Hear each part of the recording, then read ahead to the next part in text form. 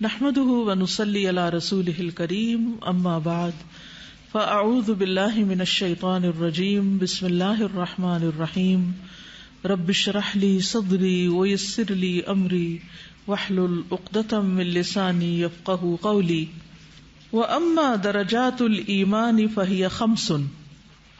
جہاں تک ایمان کے درجوں کا تعلق ہے، لیولز کا تعلق ہے، تو وہ 5 ہیں.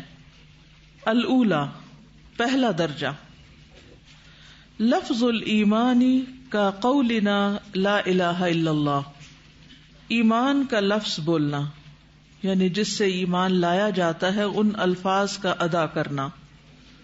جیسے ہم کہتے ہیں لا الہ الا اللہ، یعنی لا الہ الا اللہ پڑھ لینا، یہ پہلا درجہ ہے. الثانیہ، نمبر 2، دوسرا درجہ، سورۃ الایمان، ایمان کی صورت یا ایمان کی شکل، یعنی عملی صورت، یعنی ایمان کا عمل میں ڈھلنا. وہی الشعائر التعبدیہ، اور وہ عبادت کے طریقے ہیں، شعائر ہیں، کالصلاۃ والصیام ونحوہما، جیسے نماز اور روزہ اور انہی جیسے اور عبادات. کما قال سبحانہ، جیسا کہ اللہ سبحانہ تعالیٰ نے فرمایا، قالت الاعراب آمنا، اعراب کہتے ہیں کہ ہم ایمان لائے. قل لم تؤمنوا، کہہ دیجئے تم ایمان نہیں لائے. ولکن قولوا اسلمنا، لیکن تم کہو کہ ہم اسلام لائے. ولما يدخل الایمان فی قلوبکم، اور ابھی تک ایمان تمہارے دلوں میں داخل نہیں ہوا. تو اس سے یہ پتہ چلتا ہے کہ ایک ہے اظہار کر دینا ایمان کا، پھر ہے عملی صورت اختیار کرنا، ظاہری شکل. الثالثہ، تیسرا درجہ، طعم الایمان، ایمان کا ذائقہ چکھنا. وَهُوَ مَا يَتَلَذَّذُ بِهِ الْقَلْبُ، اور وہ ہے جس سے دل کو لذت ملتی ہے یا دل لذت پاتا ہے. كَمَا يَتَلَذَّذُ الْبَدَنُ بِالطَّعَامِ، جیسا کہ جسم کھانا کھانے سے لذت پاتا ہے. كَمَا قَالَ النَّبِيُّ صلی اللہ علیہ وسلم، جیسا کہ نبی صلی اللہ علیہ وسلم نے فرمایا، ذَاقَ طَعْمُ الْإِيمَانِ مَنْ رَضِيَ بِاللَّهِ رَبًّا وَبِالْإِسْلَامِ دِينًا وَبِمُحَمَّدٍ رَسُولًا، ایمان کا ذائقہ چکھ لیا جو راضی ہو گیا اللہ کے رب ہونے پر، اسلام کے دین ہونے پر، اور محمد صلی اللہ علیہ وسلم کے رسول ہونے پر. تو یہ تیسرا درجہ طعم الایمان ہے. الرابعۃ حلاوۃ الایمان، ایمان کی مٹھاس، ایمان کی سویٹنس. وہو التلذذ بحلاوۃ الایمان، اور وہ لذت پانا ہے ایمان کی مٹھاس سے، یعنی اس کے اصل مزے سے. وہی درجۃ بعد الطعم، اور یہ ٹیسٹ کے بعد کا درجہ ہوتا ہے. کما قال النبی صلی اللہ علیہ وسلم، جیسا کہ نبی صلی اللہ علیہ وسلم نے فرمایا، ثلاث من کن فیہ وجد حلاوۃ الایمان، 3 چیزیں جس شخص کے اندر ہوں گی وہ ایمان کا مزہ پا لے گا، ایمان کا مزہ چکھ لے گا. ان یکون اللہ ورسولہ احب الیہ مما سواہما، کہ ہوں اللہ اور اس کے رسول سب سے زیادہ محبوب اس کو ان کے علاوہ سے، یعنی باقی تمام چیزوں کے مقابلے میں اللہ اور اس کے رسول زیادہ محبوب ہوں. وَأَن يُحِبَّ الْمَرْءَ لَا يُحِبُّهُ إِلَّا لِلَّهِ، اور یہ کہ محبت کرے انسان، نہ محبت کرے اس سے مگر اللہ کے لیے، یعنی جس سے بھی محبت کرے اللہ کی خاطر محبت کرے. وَأَن يَكْرَهَ أَن يَعُودَ فِي الْكُفْرِ، اور یہ کہ ناپسند کرے کہ کفر میں لوٹ جائے. كَمَا يَكْرَهُ أَن يُقْذَفَ فِي النَّارِ، جیسا کہ وہ ناپسند کرتا ہے آگ کی طرف لوٹ جانے کو. الخامسہ، 5واں درجہ، حقیقت الایمان، ایمان کی حقیقت. وہی اعلیٰ درجات الایمان والیقین، اور یہ ایمان اور یقین کے اعلیٰ درجات میں سے ہے. وہی، اور وہ کیا ہے، ما وقر فی القلب، جو دل میں قرار پکڑ جائے. وصدقہ العمل، اور عمل اس کی تصدیق کر دے. من التعلق باللہ، اللہ کے ساتھ تعلق سے. والاعراض عما سواہ، اور اس کے سوا سب سے اعراض برت کے. والتلذذ بطاعت اللہ فی جمیع الاحوال، اور اللہ کی اطاعت سے لذت پائے ہر حال میں، غم میں، خوشی میں، نماز پڑھنے میں مزہ آ جائے، روزہ رکھنے کا مزہ آ جائے، یعنی عبادات کا، نیکی کے کاموں کا اس کو لطف آ جائے. وتحصل لمن عرف حقیقت الدین وقام بجہد الدین، اور یہ درجہ حاصل ہوتا ہے اس کو جو دین کی حقیقت پہچان لیتا ہے اور دین کے لیے محنت کرنے لگتا ہے، ایماناً ایمان لا کر، و عبادتاً اور عبادت کر کے، و تعلیماً اور تعلیم دے کے، و دعوتاً اور دعویٰ کا کام کر کے، و ہجرتاً اور ہجرت کر کے، و نصرتاً اور مدد کر کے، و جہاداً اور جہاد کر کے، و انفاقاً اور خرچ کر کے، و بذلاً اور دے کر، و ترکاً اور چھوڑ کر، مخلصاً للہ تعالی، اللہ کے لیے ہر چیز کو خالص کرتے ہوئے. یعنی ہائیسٹ لیول آف ایمان اس کو ملتا ہے جس کے اندر یہ کوالٹیز ہوتی ہیں، ایمان، عبادت، تعلیم، دعوت، ہجرت، نصرت، جہاد، انفاق، خرچ کرنا اور چھوڑنا، یعنی دینا اور نہ دینا، روکنا، سارے کا سارا اللہ کے لیے. قال اللہ تعالی، اللہ تعالی کا فرمان ہے، انما المؤمنون الذین اذا ذکر اللہ وجلت قلوبہم، کہ بے شک مومن تو وہ ہوتے ہیں جب اللہ کا ذکر کیا جاتا ہے تو ان کے دل کانپ اٹھتے ہیں. وَإِذَا تُلِيَتْ عَلَيْهِمْ آيَاتُهُ، اور جب ان پر اس کی آیات پڑھی جاتی ہیں، زادتہم ایمانا، تو وہ انہیں ایمان میں بڑھا دیتی ہیں. وَعَلَىٰ رَبِّهِمْ يَتَوَكَّلُونَ، اور وہ اپنے رب پر توکل کرتے ہیں، بھروسہ کرتے ہیں. الذین یقیمون الصلاۃ، وہ جو نماز قائم کرتے ہیں، ومما رزقناہم ینفقون، اور اس میں سے جو ہم نے ان کو رزق دیا وہ خرچ کرتے ہیں. اولئک ھم المؤمنون حقا، یہی لوگ دراصل سچے مومن ہیں. لہم درجات عند ربہم، ان کے درجے ہیں ان کے رب کے پاس. ومغفرۃ، اور بخشش.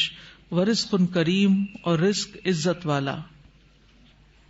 انما المؤمنون الذين اذا ذكر الله وجلت قلوبهم واذا تليت عليهم آياته زادتهم ايمانا وعلى ربهم يتوكلون الذين يقيمون الصلاة ومما رزقناهم ينفقون أولئك هم المؤمنون حقا لهم درجات عند ربهم ومغفرة ورزق كريم. وقال اللہ تعالی، اور اللہ تعالی کا فرمان ہے، والذین آمنوا وہاجروا وجاہدوا فی سبیل اللہ، اور وہ لوگ جو ایمان لائے اور انہوں نے ہجرت کی اور اللہ کے راستے میں جہاد کیا. والذین آووا، اور وہ لوگ جنہوں نے پناہ دی، ونصروا، اور مدد کی. اولئک ھم المؤمنون حقا، یہی لوگ دراصل وہ سچے مومن ہیں، حقیقی مومن ہیں. لہم مغفرۃ ورزق کریم، ان کے لیے بخشش بھی ہے اور عزت والا رزق بھی ہے. پچھلی آیت میں بھی ہم المؤمنون حقا کہا گیا، اور یہاں بھی ہم المؤمنون حقا، یعنی حقیقی مومن دراصل یہ ہیں جن کے اندر ایمان لا کر یہ کوالٹیز بھی پائی جاتی ہوں.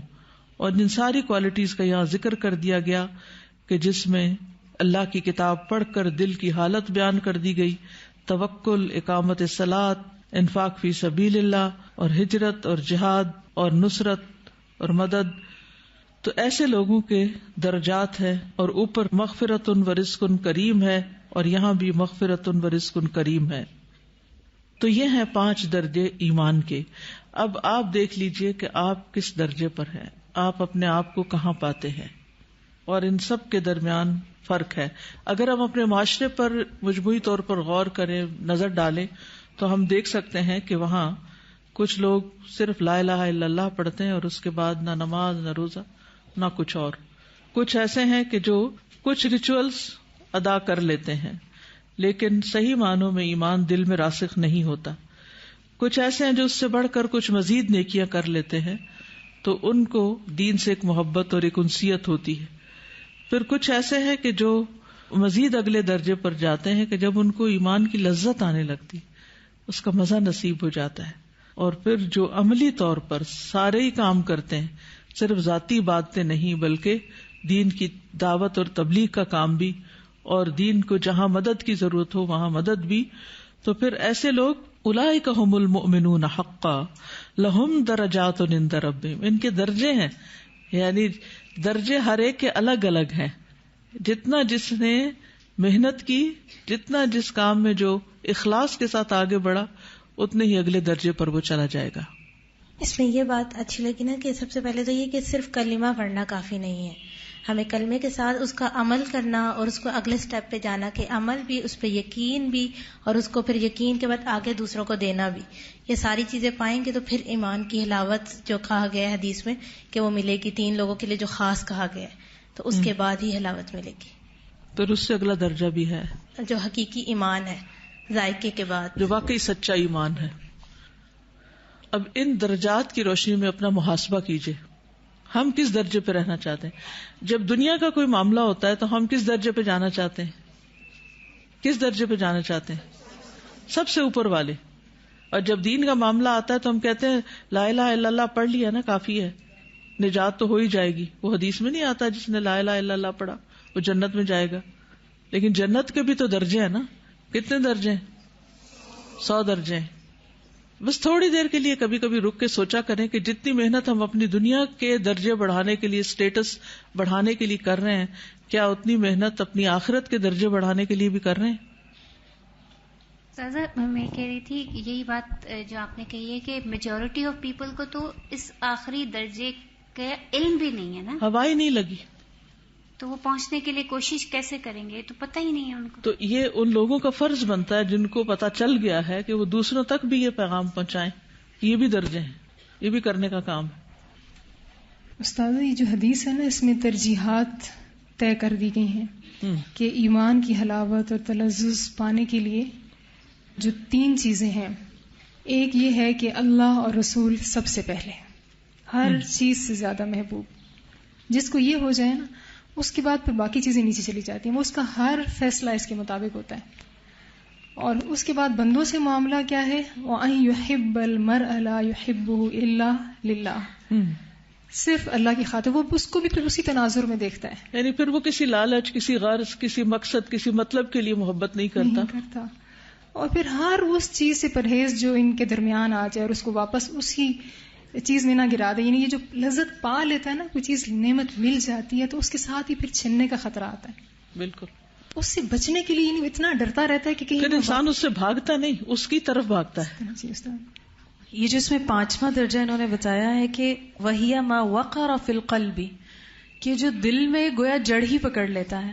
وہ پھر اس کا مطلب یہ ہے کہ جیسے ہم پہلے بھی پڑھتے رہے ہیں کہ ایمان گھٹتا بڑھتا تو ہے، ختم نہیں ہو سکتا، پلٹ نہیں سکتا انسان، چھوڑ نہیں سکتا انسان. جی. اور اس میں جو اعراض کی بھی انہوں نے بات کی نا کہ اللہ کے ساتھ پھر ایسا تعلق کہ اس کے سوا ہر ایک سے بے نیاز انسان ہو جائے.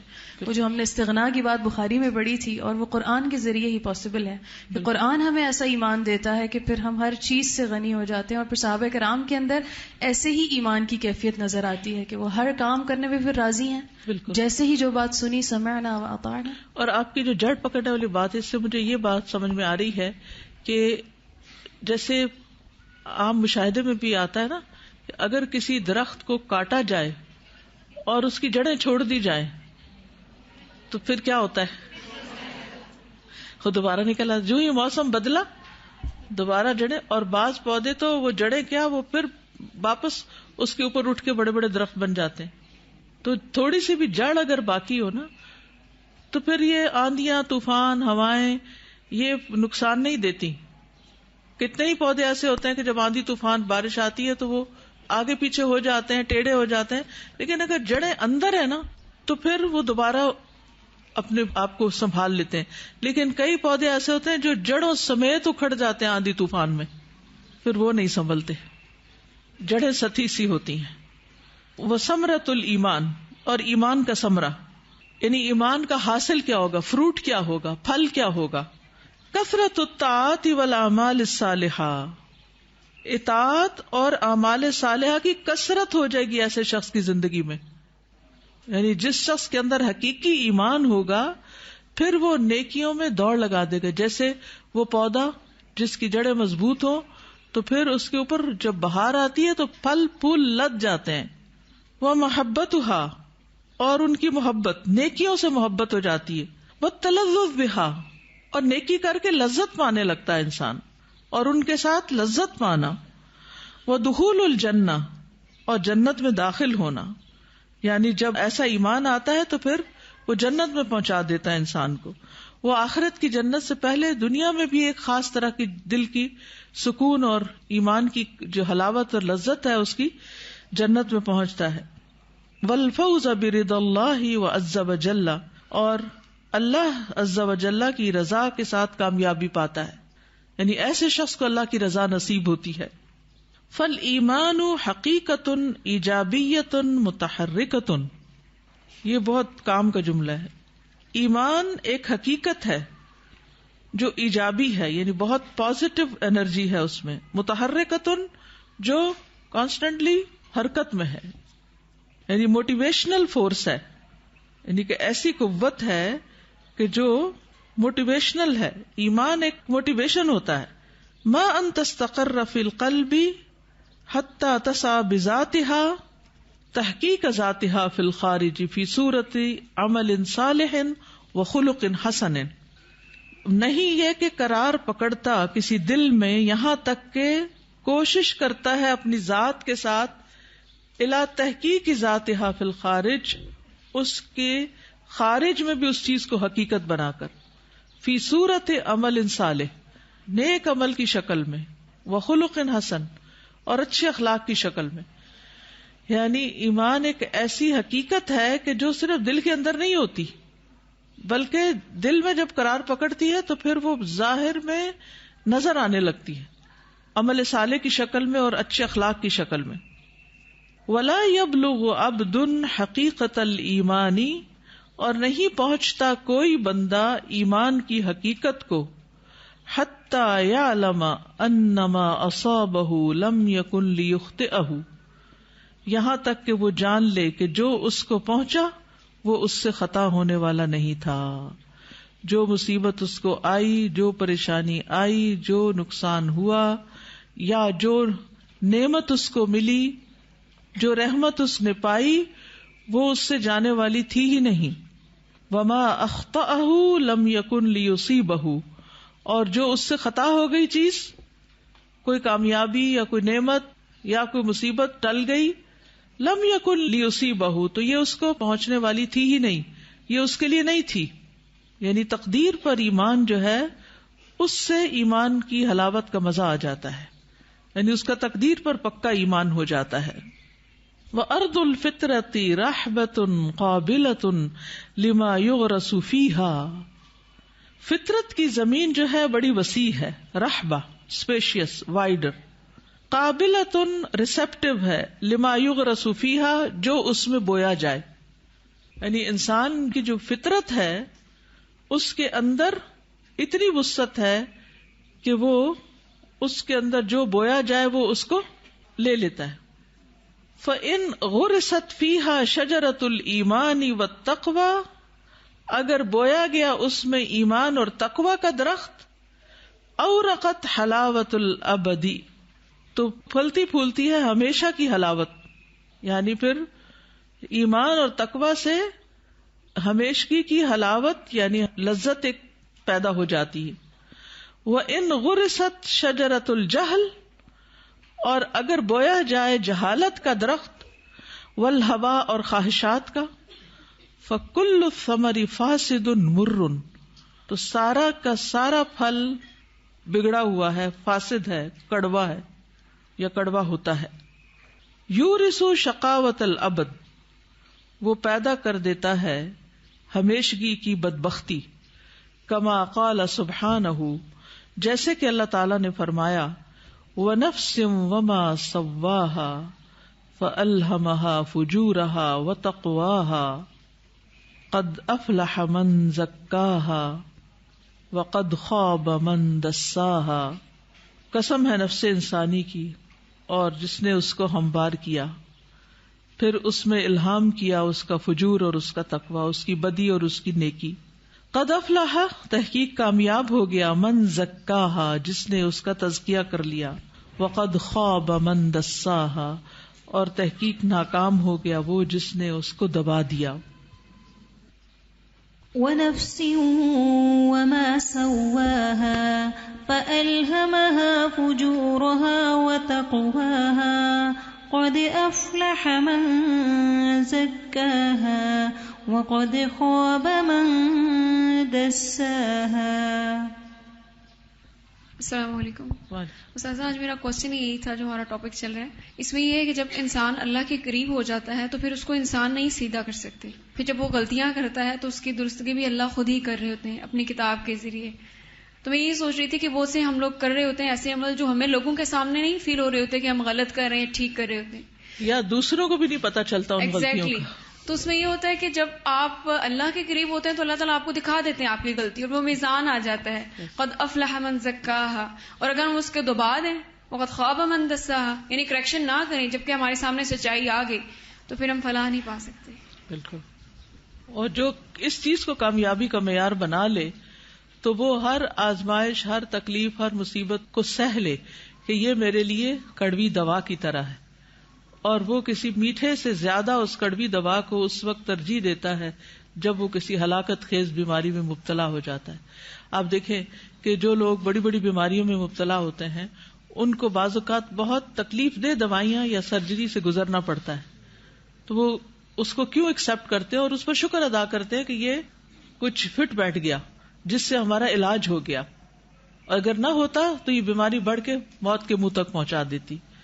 تو اسی طرح جب انسان کی اندر کی دل کی آنکھیں کھل جاتی ہیں، اس کو اپنی غلطیاں نظر آنے لگتی ہیں، خاص طور پر وہ جو انسان اور اللہ کے بیچ میں ہوتی ہیں چیزیں، دوسروں کو تو پتہ بھی نہیں ہوتا ان کا۔ اب مثلا ریاکاری ہے یا اور اس طرح کی نیت کی خرابی ہے، تو کسی کو کیا پتا کہ ہم یہاں کیوں بیٹھے ہوئے ہیں اور یہ باتیں کیوں کر رہے ہیں، تو وہ تو اپنے آپ کو ہی پتا چلتا ہے نا۔ اور کتنی ہی ایسی اخلاقی بیماریاں ہوتی ہیں انسان کے اندر جن سے انسان خود بھی تنگ ہوتا ہے۔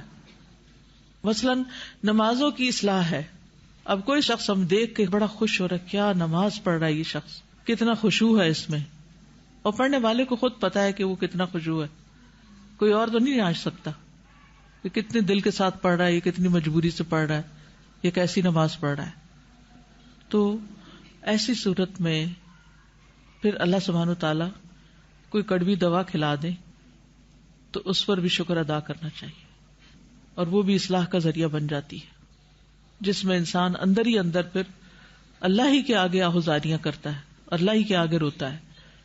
پھر یہ عادت بھی ختم ہو جاتی ہے کہ ہر وقت انسان دوسروں کو مسئلے سناتا رہے، کیونکہ اس کو پتا ہوتا ہے کہ ان بیماریوں کا علاج دوسروں کے پاس نہیں۔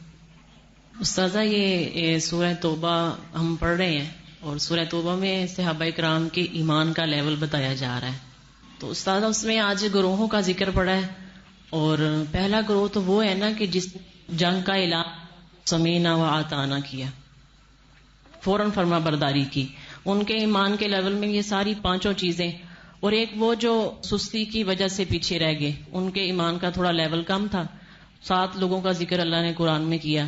تو استاذہ لیکن وہ فوراً سمینا و آتانا پہ آئے، اور جو پیچھے رہے انہوں نے فوراً اپنی غلطی کو تسلیم کیا، تو اللہ نے پھر ان کی توبہ قبول کی اور ان کے درجات کو بھی بلند کیا۔ لیکن وہاں پہ میں نے دیکھا کہ ان میں میرے ایمان کا لیول کیا ہے کہ ہم سے کوئی غلطی، کوئی خطا، کوئی گناہ ہو جاتا ہے تو ہمیں احساس ہی نہیں ہوتا، ہمیں اور اگر کوئی اس پر اصلاح کر دے تو ناراض الٹا ہو جاتے ہیں، ناراض ہو جاتے ہیں۔ تو پھر اللہ ساتھ ہی کہہ رہا ہے کہ اب توبہ کی ہے تو میں توبہ بھی قبول کرنے والا ہوں، اب اپنے ظاہری اور باطن کو پاک کرنے کے لیے صدقہ خیرات کرو، تو میں اس کو بھی قبول کرنے والا ہوں۔ تو استاد جو 102 سے لے کر 105 کی جو 2-3 آیات تھی نا، یہ بہت خوبصورت ان کا تفسیر اور ایمان کا اور صدقات کے بارے میں پتہ چلا۔ جزاک اللہ خیر۔ اس میں آپ دیکھیے کہ وَعَلَى الثَّلَاثَةِ الَّذِينَ خُلِّفُوا والی جو آیات ہیں، میں کہتی ہوں کہ ہمیں کسی کے سامنے کوئی ڈانٹ دے نا، کوئی ٹیچر ہی کلاس میں ڈانٹ دے نا، اس کا حق ہوتا ہے ماں باپ کا، آپ نے مجھے سب کے سامنے یہ بات کیوں کہی؟ آپ مجھے اکیلے سمجھا دیتے. اللہ سبحانہ تعالیٰ نے قرآن میں کر دی جو اب تک ہم سب پڑھ رہے ہیں سب کے سامنے. انہوں نے اصل مسئلہ چھوڑ کے اس کے پیچھے نہیں پڑ گئے کہ ہمارا ذکر یہاں کیوں آ گیا. وہ منافقین کو فکر رہتی تھی کہ کہیں کوئی ایسی صورت نہ نازل ہو جائے کہ جس میں ایسی چیزیں آ جائیں جو ان کو ناپسند ہیں. تو جو شخص اپنی اصلاح چاہتا ہوتا ہے وہ ارریلیونٹ باتوں کو چھوڑ دیتا ہے. اس کا سارا فوکس اس پہ ہوتا ہے کیا چیز میرے فائدے کی ہے. تو جس ناسمجھ کو یہ بھی نہ پتا ہو کہ کیا اس کے فائدے کا اور کیا اس کے نقصان کا ہے تو پھر وہ کہاں سے صحیح ہو سکتا ہے. تو یہ جو ہر وقت واویلا مچانا اور رونا دھونا اور ادھر شکایتیں اور اس کے بارے میں بدگمانی اس کے بارے میں ان چیزوں سے بہت اوپر اٹھ جانا چاہیے. ہم بھاگ بھاگ کے دوسروں کو پکڑ پکڑ کے مسئلے سناتے ہیں. یعنی فلاں نے میرے ساتھ یہ کر دیا, میری زندگی میں یہ حادثہ ہو گیا, ایسا کیوں ہو گیا, فلاں نے کیا کرے. یہ ساری چیزیں دراصل ہم سمجھ یہ رہے ہوتے ہیں کہ دوسروں کو سنا کے حل ہو جائیں گی. تو یہ بہت بڑی بھول ہے کہ دوسروں کو مسئلے سنا اور یہ بھی رائٹ لیفٹ جو مل گیا اس کے ساتھ کہانی شروع کر دی. پھر اللہ سے تعلق کہاں گیا. انسانوں میں سے بھی ہم بعض اوقات انہی کے ساتھ بات کرتے ہیں جن کو ہم بہت اپنے قریب پاتے ہیں. تو جو اللہ کو اس سے بھی زیادہ اپنے قریب پائے تو اس کو تو کہیں دور جانے کی ضرورت بھی نہیں. وَالْيَقِينُ عَلَى ذَاتِ اللَّهِ وَأَسْمَائِهِ وَصِفَاتِهِ وَالْمَحَبَّةِ لِلَّهِ وَرَسُولِهِ وَدِينِهِ هُمَا رُكْنَا الْإِيمَانِ الَّذِي لَا يَتِمُّ إِلَّا بِهِمَا وَلَا يُقْبَلُ إِلَّا بِهِمَا. اور اللہ کی ذات پر یقین. مجھے نہیں معلوم تھا اگلی عبارت یہ آ رہی ہے. اللہ کی ذات پر یقین اور اس کے ناموں اور اس کی صفات پر اور اللہ سے محبت اور اس کے رسول سے محبت اور اس کے دین سے محبت, یہ ایمان کے رکن ہیں. وہ کہ جن کے بغیر ایمان مکمل نہیں ہوتا اور جن کے بغیر وہ قبول بھی نہیں ہوتا. والمسلمون یتفاضلون فی الایمان. اور مسلمان ایمان کے اعتبار سے مختلف درجات پر ہیں, یعنی بعض کو بعض پر فضیلت ہے. وَيَتَفَاضَلُونَ فِي شُعَبِهِ. اور وہ ایک دوسرے پر فضیلت رکھتے ہیں اس کی شاخوں میں بھی. وَيَتَفَاضَلُونَ فِي دَرَجَاتِهِ. اور وہ فضیلت رکھتے ہیں ایک دوسرے پر اس کے درجات میں بھی. وَكُلُّ إِنسَانٍ يَطْلُبُ مَا يُمْكِنُهُ طَلَبُهُ. اور ہر انسان طلب کرتا ہے جو ممکن ہوتا ہے اس کو اس کا طلب کرنا. وَيَقُومُ بِمَا يَقْدِرُ عَلَى تَقْدِيمِهِ مِنَ الْفَاضِلِ. اور وہ کھڑا ہوتا ہے یا اختیار کرتا ہے جس پہ قادر ہوتا ہے نیکی کے کام کو پیش کرنے پر. وَلَا بُدَّ مِنَ الْإِيمَانِ الْوَاجِبِ. تو لازم ہے واجب ایمان. وَالْعِبَادَةُ الْوَاجِبَةُ. اور واجب عبادت. وَالزُّهْدِ الْوَاجِبِ. اور واجب زہد. والعمل الواجب. اور واجب عمل. والدعوت الواجبہ. اور واجب دعوت. ثم الناس يتفاضلون في ذلك حسب ایمانهم. پھر لوگ ایک دوسرے پر فضیلت رکھتے ہیں ان چیزوں میں اپنے ایمان کے اعتبار سے.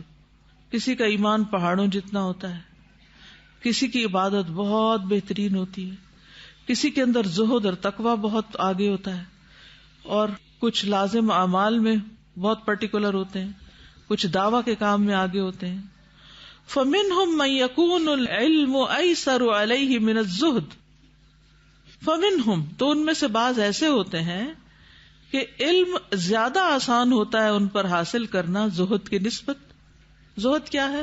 دنیا سے بے رغبتی, دنیا سے لا تعلق ہو جانا. وَمِنْهُمْ مَنْ يَكُونُ الزُّهْدُ أَيْسَرُ عَلَيْهِ مِنَ الْعِلْمِ.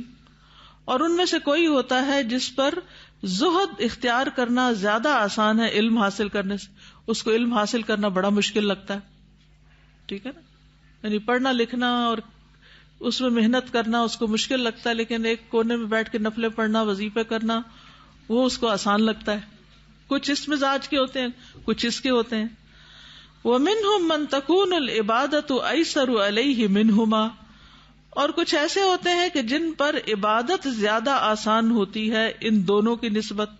وَمِنْهُمْ مَنْ تَكُونُ الدَّعْوَةُ أَيْسَرُ عَلَيْهِ مِنْهُمَا. اور کچھ ایسے ہوتے ہیں جن پر دعوت و تبلیغ کا کام زیادہ آسان ہوتا ہے عبادت, زہد اور علم کے مقابلے میں. وَالْمَشْرُوعُ لِكُلِّ إِنسَانٍ تو ہر انسان کے لیے مشروع ہے یعنی جائز ہے ان یفعل ما یقدر علیہ من الخیر کہ خیر میں سے جس چیز پر وہ قادر ہے وہ کرتا رہے، یعنی جس میں وہ زیادہ ماہر ہے وہ کرتا رہے. اور یہی وہ سیلف اویئرنیس کی بات ہے کہ اپنے آپ کو پہچاننا کہ میرا مزاج کس قسم کا ہے، مجھے اللہ نے کیا نعمت زیادہ بہتر دی ہے، کیا چیز میرے اندر زیادہ اچھی ہے بنسبت دوسری چیز، میں کس چیز میں ایکسل کر سکتی ہوں، میں کس کام کو دوسروں کی نسبت زیادہ بہتر کر سکتی ہوں. اور آپ دیکھیے کہ یہ ڈائریکشن اگر بچپن سے ہی مل جائے نا تو انسان بڑے فائدے میں رہتا ہے. ویسے میرے والد تھے تو ہمیشہ کہتے تھے وہ کام کرو جو دوسرے نہیں کر رہے، ایک معیار انہوں نے یہ دیا تھا. اس کا مطلب کیا تھا کہ دوسروں کو کاپی نہ کرو. وہ ایک پنجابی میں لفظ ہوتا ہے ریس نہ کرو. تو اس سے وہ بہت روکتے تھے. وہ کہتے تھے ہر ایک کو اللہ نے نا الگ چیز دی ہے، ہر ایک کی نعمت الگ ہے، تو اگر تم اس کی نعمت کو دیکھ دیکھ کے جلتے کوڑتے رہو گے تو اپنی نعمتوں سے فائدہ نہیں اٹھا سکتے. ٹھیک ہے نا. تو اب ہمیں یہ دیکھنا چاہیے کہ کہاں خلا ہے. مثلاً آپ اس کمرے میں داخل ہوتے ہیں، ہر چیز اپنی جگہ پر نظر آ رہی ہے، لیکن آپ کی نگاہ دیکھ رہی ہے کہ چادر کا ایک کونا اس طرح مڑا ہوا ہے کہ کوئی بھی وہاں سے گر سکتا ہے. 100 لوگ گزرے ہیں وہاں سے، کسی کو نظر نہیں آیا، لیکن آپ کو نظر آ گیا. اب آپ کا کیا فرض بنتا ہے؟ اس کو سیدھا کر دی، کیونکہ اللہ نے آپ کو دکھایا، آپ کو چنا، آپ کو اس قابل سمجھا کہ آپ یہ نیکی کما لیں. اب آپ کی چوائس ہے کہ آپ وہ نیکی کریں یا نہ کریں. تو اس میں آپ دیکھیے اب کسی اور کو نظر نہیں آ رہا کہ یہ اس چیز کا یہاں خلا ہے، یہ کام رہتا ہے ابھی. اچھا کچھ لوگوں کا ایٹیٹیوڈ کیا ہوتا ہے، جن کو کرنا چاہیے وہ کرے نا، میں کیوں کروں؟ بھئی اللہ نے آپ کو زیادہ عقل دی ہے، آپ کو زیادہ سمجھ دی ہے، اور یہ آپ کا امتحان ہے کہ اب آپ کرتے ہیں یا ضد اختیار کرتے ہیں اور نیکی کا موقع گنوا دیتے ہیں. بعض اوقات ہم یہ کہتے ہیں یہ ہمارا فیلڈ نہیں ہے. کوئی بات نہیں، اگر فیلڈ نہیں بھی تو اللہ نے آپ کو ایک سے زیادہ فیلڈ کی مہارت دے دی. تو جب اللہ تعالیٰ آپ کو آپ کی کوئی غلطی دکھا دے، آپ کو نیکی کا کوئی موقع دکھا دے، تو پھر عقل مند وہ ہوتا ہے جو اس کو اویل کر لے. وہ دکھاتا ہی اس لیے کہ اویل کریں، اور یہ بھی ایک امتحان ہوتا ہے، یعنی ایک اپرچونٹی کا نظر آ جانا. دوسری چیز یہ ہمیشہ ایک نصیحت ملتی تھی، اور جس چیز سے بہت فائدہ مجھے ہوا کہ اپنے آپ کو لوگوں کے حوالے یا لوگوں کے رحم و کرم پہ نہ چھوڑو کہ وہ تمہارے بارے میں کیا سجیسٹ کرتے ہیں، وہ تمہیں کیا ایڈوائس دیتے ہیں، وہ تمہیں کیا مشورہ دیتے ہیں. ٹھیک ہے، ہر کوئی اپنا اپنا مشورہ دیتا رہے گا، کرو وہ جو تم خود کر سکتے ہو اور آنےسٹلی کر سکتے ہو اور جینوئنلی کر سکتے ہو. میں نے جب BA کے ایگزامز دیے تو میرے انگلش میں نمبر زیادہ تھے اردو سے بھی. سب مجھے یہ مشورہ دے رہے تھے کہ میں انگلش میں ماسٹرز کروں، لیکن میرا شوق تھا عربی پڑھنے کا. تو سب کہتے تھے عربی پڑھو بیچو تیل، یا پتنی فارسی پڑھو اور بیچو تیل، کچھ ایسی بات، یعنی اس کا کوئی فیوچر نہیں ہے. بہت لوگوں نے کہا اس کا کوئی فیوچر نہیں ہے.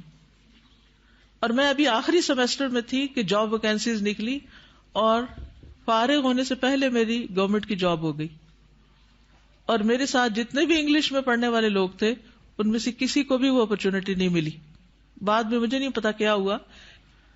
تو بات یہ ہے کہ اگر آپ کسی چیز کا شوق رکھتے ہیں، آپ کو ایک لینگویج کا شوق ہے، آپ کو کسی علم کا شوق ہے، کسی چیز میں آپ اچھے ہیں، اللہ نے آپ کو ہاتھ کی کوئی مہارت دی ہے، کسی چیز میں خاص آپ کا ذہن چلتا ہے، اس کو آپ ہاتھ سے نہ جائیں، خواہشات پہ مت جائیں، کیونکہ کوئی بھی چیز خواہشات کی بنا پہ نہیں ہوتی. میری خواہش ہے میں ڈاکٹر بن جاؤں اور قابلیت ہے کوئی نہیں، تو خواہشات کے اوپر نہیں جانا. یا یہ صرف کنوینئنس پہ نہیں کہ یہ کر لیں تو یہ ذرا کنوینئنٹ ہے میرے لیے، یہ اچھا رہے گا، یہ آسان کام ہے. بعض لوگوں کو پوچھتے ہیں ابھی تم نے یہ پیشہ کیوں اختیار کیا؟ اس لیے کہ یہ آسان تھا، مشکل میں نہیں پڑھنا چاہتے. یا یہ کہ اس میں مزہ آتا ہے. مزے کی بات نہیں، یہ دیکھو کہ اس کے کرنے کی صلاحیت اور قابلیت اللہ نے آپ کو کیا دی، اور آپ کا دل اور آپ کا ضمیر اندر سے کیا کہتا ہے کہ آپ زیادہ بہتر کیا کر سکتے ہیں، اور پھر اس پہ لگ جائیں اور اس کو کرنے لگ جائیں اور اس کو کرتے چلے جائیں. کیونکہ چاہے آپ کے اندر کتنی بھی ذہانت ہو، کتنی بھی قابلیت ہو، کچھ بھی ہو، جب تک آپ محنت نہیں کریں گے آپ آگے نہیں بڑھ سکتے. یہ بھی یاد رکھیے. صرف ذہانت کی بنا پر اگر لوگ آگے بڑھتے تو پھر تو دنیا میں ناکامیوں کا یہ ریشو نہ ہوتا. خالی ذہانت کچھ نہیں کرتی.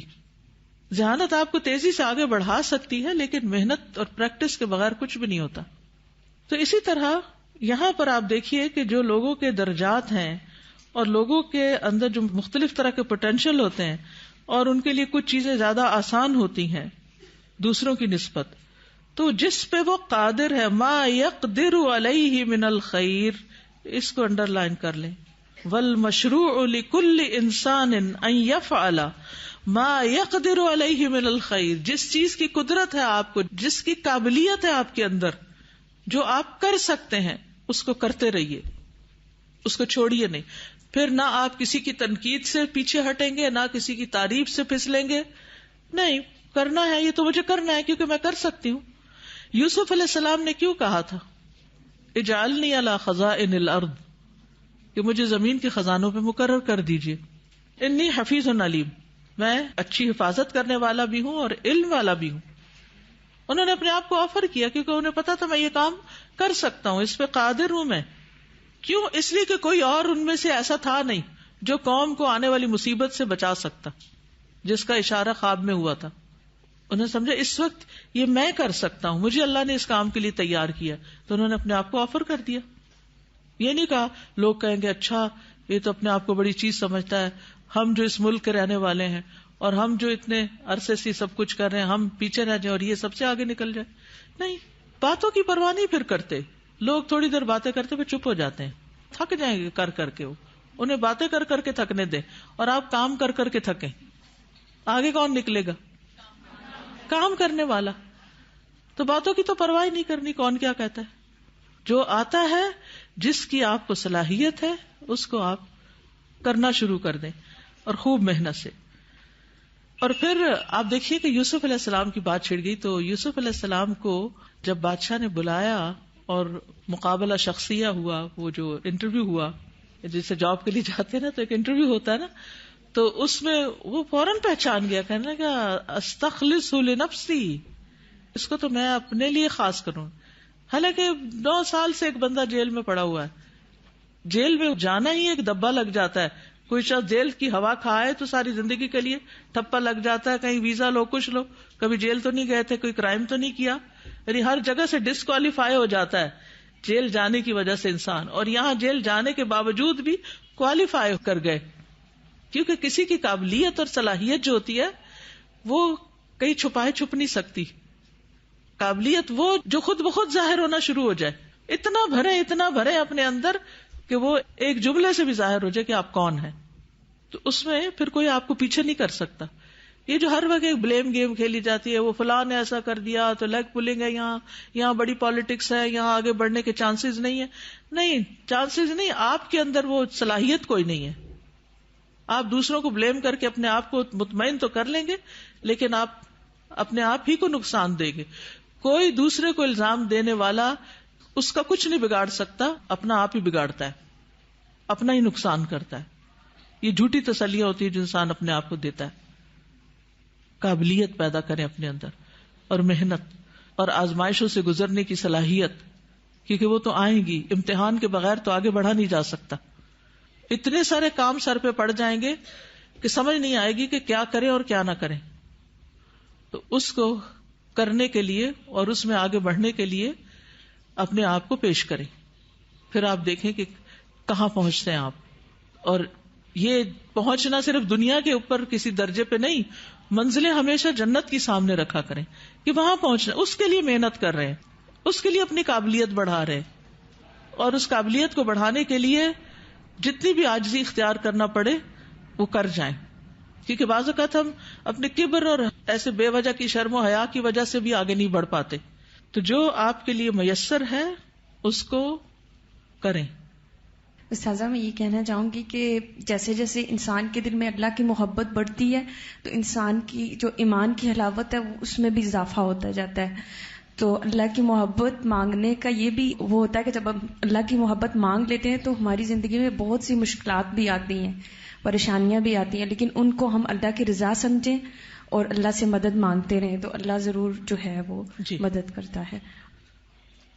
والمشروع لكل انسان ان يفعل ما يقدر عليه من الخير. یہ سمجھ آیا کہ نہیں آیا اور کوئی بات کریں گے. تو جو یہ ٹیکسٹ ہے نا اس کو انڈر لائن بھی کریں اور اس کے اوپر عمل بھی کریں. اس میں جو یہ کہہ رہے ہیں کہ ہر انسان جس چیز پہ قادر ہے، اب ہم بعض دفعہ یہ سمجھ رہے ہوتے ہیں ہم یہ بھی کر سکتے ہیں، یہ بھی کر سکتے ہیں، یہ بھی کر سکتے ہیں، ہر چیز میں ٹانگ تو اڑا لیتے ہیں لیکن کوئی بھی کام پورا نہیں کرتے. صحیح بات ہے. خیر اور جس کو کہنا چاہیے ہائی لیول کا ہم کام نہیں کرتے. تو یہ سمجھنے کی ضرورت ہے کہ صرف ایک شوق ہونا، کہ شوق تو ہر کام کا ہو سکتا ہے اور ہو سکتا ہے آپ کے اندر واقعی صلاحیت بھی ہر کام کی ہو، لیکن آپ ایکسل ہر کام میں پھر نہیں کر سکتے. تو جو ایک کام کو سوچ کے اور پھر اس میں محنت انسان کر کے تو اس میں ہائی لیول اچیو کرنے کی کوشش کرے. Jack of all master of none. تو اس میں ہر چیز میں حصہ لے لینا اور ہر چیز میں نہیں، جو دوسرے کر رہے ہیں وہ کرتے رہے، آپ وہ کریں جہاں خلا ہے اس کو بھرے. وَإِذَا ازْدَحَمَتْ شَعْبَ الْإِيمَانِ قَدَّمَ مَا كَانَ أَرْضَى لِلَّهِ وَهُوَ عَلَيْهِ أَقْدَرُ. اب یہ بات مزید واضح ہو گئی. وَإِذَا ازْدَحَمَتْ، اور جب مزدحم ہو جائے، بہت ساری چیزیں کٹی ہو جائیں. ازدحام ہوتا بھیڑ، یہ بھی کر لوں یہ بھی کر لوں. شعب الایمان، ایمان کی شاخیں. قدم، تو وہ پرائرٹی دے گا. ما کان ارضی للہ، جو اللہ کو زیادہ راضی کرنے والا ہے. وہو علیہ اقدر، اور وہ اس پر سب سے زیادہ قادر ہے، سب سے زیادہ اس پہ قدرت رکھتا ہے. یعنی بہت سارے کام انسان کر سکتا ہے لیکن پھر یہ دیکھے کہ ان میں سے کون سا کام زیادہ بہتر کر سکتا ہے. یعنی صرف شوق پہ نہ جائیں بلکہ یہ دیکھیں کہ کس چیز میں زیادہ ایکسل کر سکتے ہیں آپ، اپنی اسپیشلٹی ڈھونڈیں. فقد یکون علی المفضول اقدر منہ علی الفاضل. تو کبھی ایسا بھی ہوتا ہے کہ جس کو کم پرائرٹی دی جاتی، مفضول، اقدر زیادہ قادر ہوتا ہے، منہ اس سے، علی الفاضل فاضل سے. یعنی کبھی مفضول سے فاضل زیادہ قادر ہوتا ہے. وَيَحْصُلُ لَهُ بِهِ مَنْفَعَةٌ أَكْثَرُ، اور حاصل ہوتا ہے اس کے ذریعے زیادہ فائدہ. فَهَذَا الْأَفْضَلُ، پس یہ افضل چیز، لہو اس کے لیے، أَن يَطْلُبَ مَا هُوَ أَنْفَعُ لَهُ، کہ طلب کرے وہ جو زیادہ فائدہ مند ہے اس کے لیے. وَهُوَ فِي حَقِّهِ أَفْضَلُ، تو وہ اس کے حق میں بھی افضل ہے. ولا يطلب ما هو الافضل مطلقا، اور نہ طلب کرے اس کو جو افضل ہو مطلقاً. اذا كان متعذرا في حقه، اگر وہ مشکل ہو اس کے حق میں. او متعسرا، یا اتنی مشکل، يفوته ما هو افضل له وانفع، جو اس سے فوت ہو جائے جو افضل ہے اس کے لیے اور زیادہ نفع والی ہے. کمن ينتفع بالذکر اعظم مما ينتفع بالقراءة، جیسا کہ کوئی شخص زیادہ فائدہ حاصل کرتا ہے ذکر سے.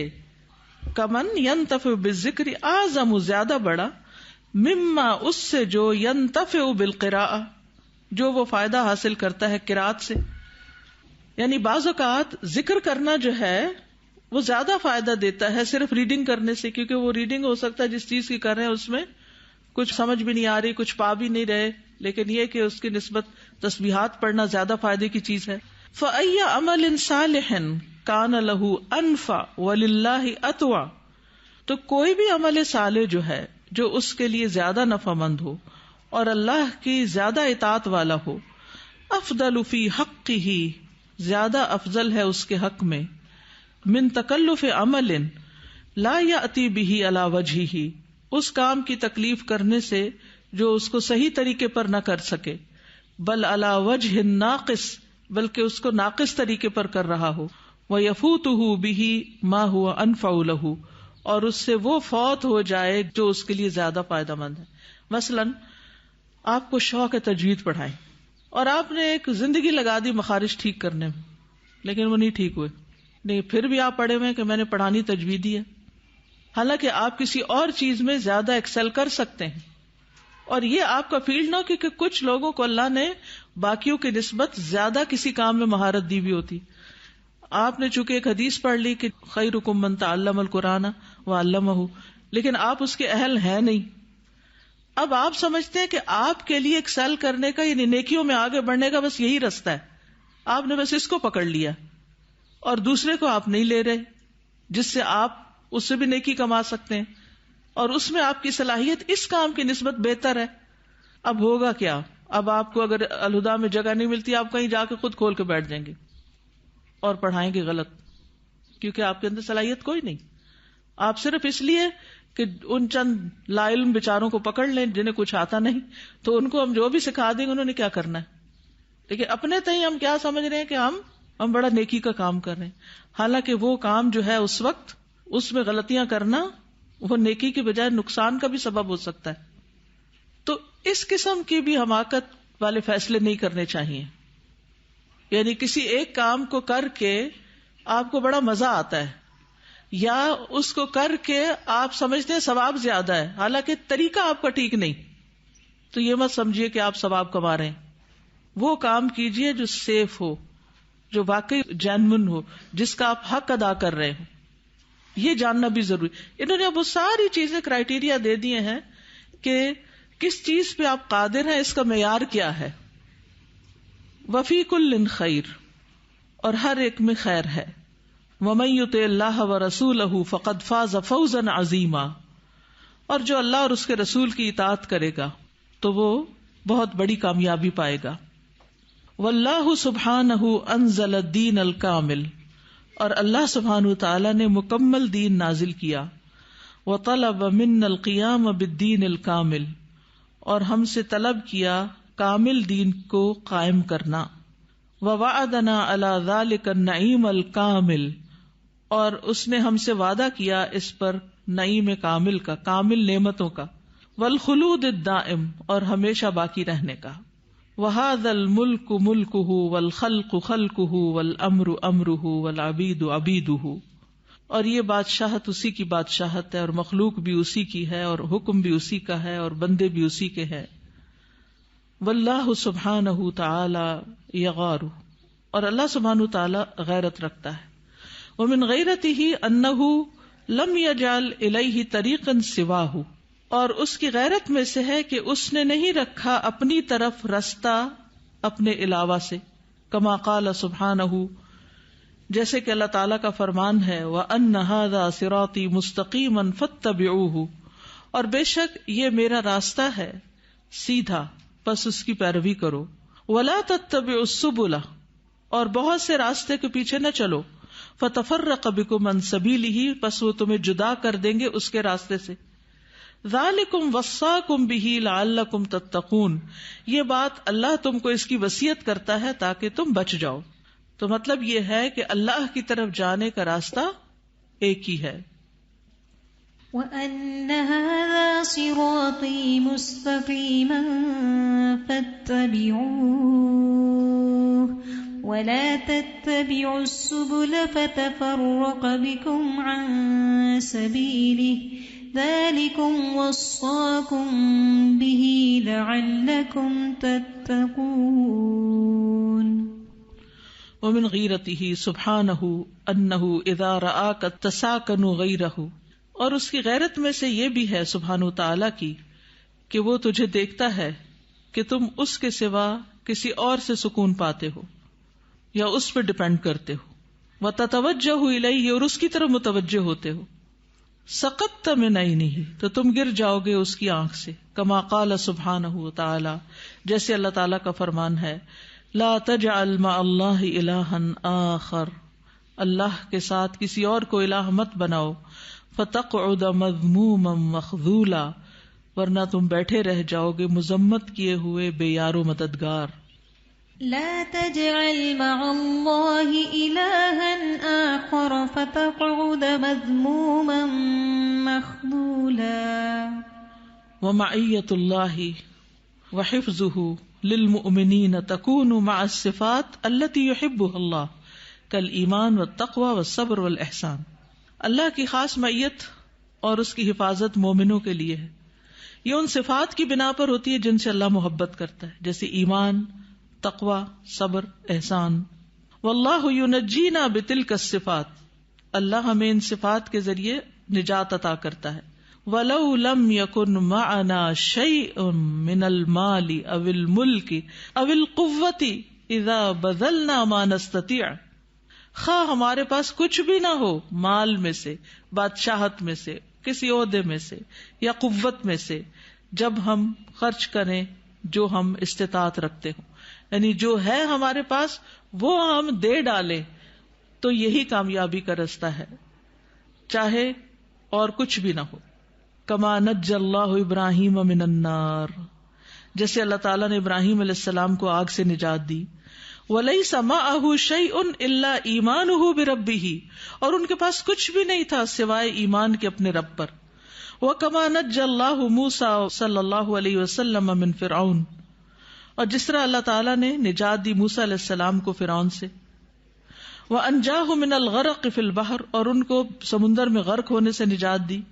وَنَصَرَهُ بِإِيمَانِهِ عَلَى السَّحَرَةِ، اور ان کے ایمان کی وجہ سے ان کی مدد کی جادوگروں کے خلاف.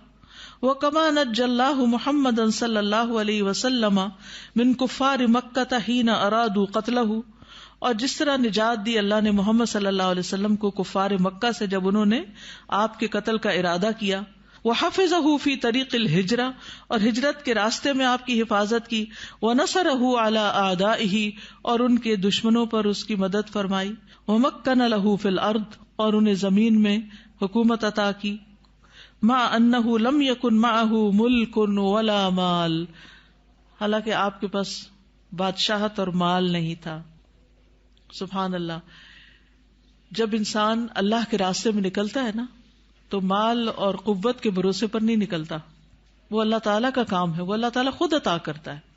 جب الہدیٰ شروع ہوا تھا تو جو بلڈنگ پہلے سال کرائے پر لی گئی تھی اس کو کسی نے اسپانسر کیا تھا، اگلے سال اس اسپانسر نے انکار کر دیا، اور جو ایک ایک دن قریب ہو رہا تھا تو میری جان پہ بنی ہوئی تھی کہ کیا یہ کام بند کر دیا جائے گا. اللہ تعالیٰ آزماتا بھی ہے نا، تنگی کا وقت بھی آتا ہے، کیا ہوگا اس وقت. اللہ کیا چاہتا ہے تو ہم کس سے مانگے، لوگوں سے مانگے یا اس سے مانگے؟ اللہ ہی سے مانگے. اور الحمدللہ اگلے سال کے کانٹریکٹ سے پہلے اللہ نے بندوبست فرما دیا اور لوگوں کے دل میں اللہ نے ڈال دیا، وہ اور آگے. تو بعض اوقات ایسا ہوتا ہے کہ لوگ کہتے ہیں ابھی بلڈنگ نہیں بنی، کام کہاں سے شروع کریں، ابھی ہمارے پاس یہ چیز نہیں، وہ نہیں، یہ بھی ہو جائے وہ بھی ہو جائے پھر ہم کچھ کریں گے. نہیں، آپ اللہ کا کام شروع کریں، اللہ آپ کو ایک نہیں کئی بلڈنگز عطا کر دے گا جن کو آپ سنبھال نہیں پائیں گے. تو یہ بہت ضروری ہے کہ ہم وسائل پر بھروسہ نہ کریں، صرف وسائل کو نہ دیکھیں، ہم اپنے ایمان کو پرکھیں، اپنی نیت کو پرکھیں، اپنی محنت اور کوشش کو دیکھیں کہ میرے پاس جو ہے وہ تو میں دوں نا، باقی تو اللہ کا کام ہے، اس کے خزانوں سے آنا ہے. بندوں کی طرف نہ دیکھیں، اللہ کی طرف دیکھیں، جس کا کام ہے وہ سنبھالتا ہے. وَكَمَا يُنَجِّي اللَّهُ الرُّسُلَ وَيَنصُرُهُمْ، اور جس طرح اللہ نجات دیتا ہے رسولوں کو اور ان کی مدد کرتا ہے. كَذَلِكَ يُنْجِي الْمُؤْمِنِينَ، اسی طرح نجات دیتا ہے مومنوں کو. ثُمَّ نُنَجِّي رُسُلَنَا وَالَّذِينَ آمَنُوا، پھر ہم نجات دیں گے اپنے رسولوں کو اور ان کو جو ایمان لائے. كَذَلِكَ حَقًّا عَلَيْنَا نُنْجِي الْمُؤْمِنِينَ، اسی طرح ہم پر حق ہے، ہمارے ذمہ ہے کہ ہم مومنوں کو نجات دیں، مشکلات سے ان کو نکالیں. وقارون لما عارض عن الایمان خسف اللہ بہ الارض مع مالہ، اور قارون جب اس نے ایمان سے اعراض کیا تو اللہ نے اسے اس کے مال سمیت زمین میں دنسا دیا. وفرعون لما طغى اہلکہ اللہ مع ان معہ الملک، اور فرعون نے جب سرکشی کی اللہ نے اس کو ہلاک کر دیا باوجود اس کے کہ اس کے پاس بادشاہت تھی.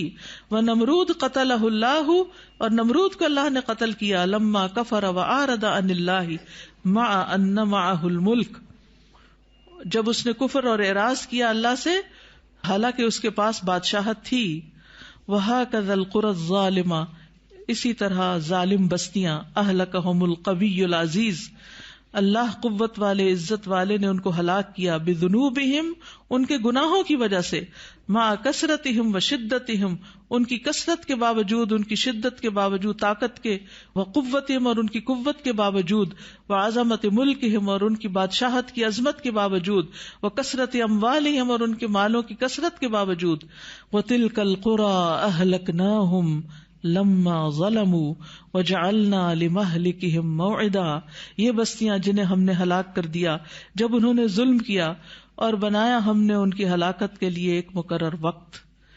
تو بات یہ ہے کہ ہمیں دشمن سے نہیں اپنے گناہوں سے ڈرنا چاہیے. جب اللہ کی مدد نہ آ رہی ہو تو دیکھنا چاہیے کہ ہم کہاں کمی کر رہے ہیں, ہم کون سی نافرمانی کر رہے ہیں, کیونکہ اللہ کی مدد دور نہیں. ان رحمت اللہ قریب من المحسنین. محسن بن جائیے, اپنے اندر خیر لائیے, اللہ مدد ضرور کرے گا. وآخر دعوانا ان الحمد للہ رب العالمین. سبحانک اللہم وبحمدک اشہد ان لا الہ الا انت استغفرک واتوب الیک. السلام علیکم ورحمۃ اللہ وبرکاتہ.